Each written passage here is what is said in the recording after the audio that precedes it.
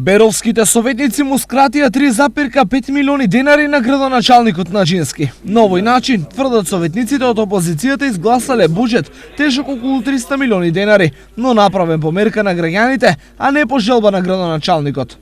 Во текот на седницата беа предложени неколку измени од страна на советниците на СДСМ за потребите на граѓаните кои според кажувањата на нашите граѓани имаат потреба од изградба. Скративме од непродуктивните трошења на градоначалникот, најмногу од патни и дневни расходи кои за патувањата во странство и ги принаменивме за изградба на водовод во село Ратево и Двориште. Сега вкупно за трошење за капитални проекти, Берово ќе има 78 милиони денари.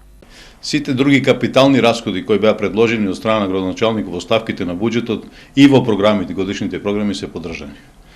Целокупниот буџет на општина Берово, односно најголем дел е во капитални расходи.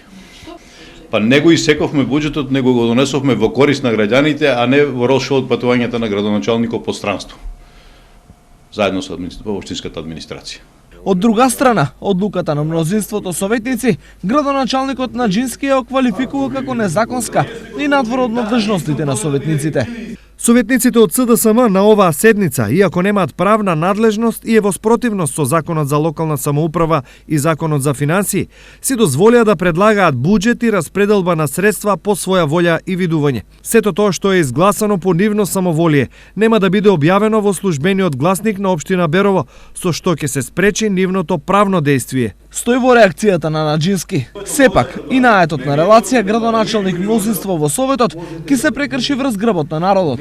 Ова може да значи дека на Берово му следуваат проблеми во финансирањето на општината, но и на училиштата и градинките. Стапот први, веројатно ќе го осетат вработените кои можат да останат без плата, а потоа и сите останати.